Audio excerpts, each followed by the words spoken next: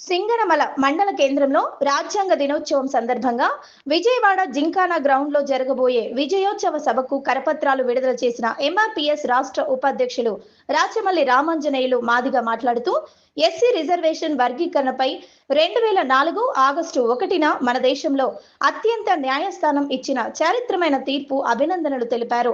అలానే చెలో విజయవాడ జింకానా గ్రౌండ్ లో డిసెంబర్ 4న 2025 గురువారం మధ్యాహ్నం 12 గంటలకు జరగబోయే సభకి వేలాది మంది తరలి రావాలని పిలుపునిచ్చారు.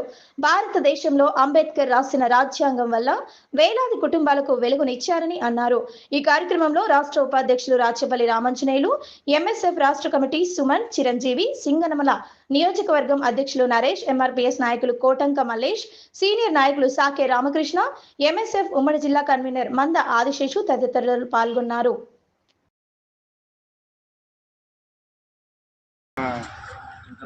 జింకన్న గ్రౌండ్లో జరిగే విజయోత్సవ సభని విజయవంతం చేసి మన దళిత ఐక్యత భావంతో జనం తరలి వచ్చి దాన్ని విజయవంతం చేస్తారని నేను తెలియజేసుకుంటూ విన్నపం చేసుకుంటున్నా. ఇక్కడికి గ్రంథాలయం దగ్గర ఉన్న సార్ కృష్ణ సార్ గారికి, నా ముఖ్య రాష్ట్ర ప్రధాన కార్యదర్శి కుంటుమ దోబులేసన్న గారికి, స్టూడెంట్ ఫెడరేషన్ సుమన్, చిరంజీవి, నరేష్, రామకృష్ణ గారికి తదితరులు వచ్చినంత వాళ్ళందరికీ కూడా ఉద్యమ నమస్కారం తెలియజేస్తూ విన్నపం.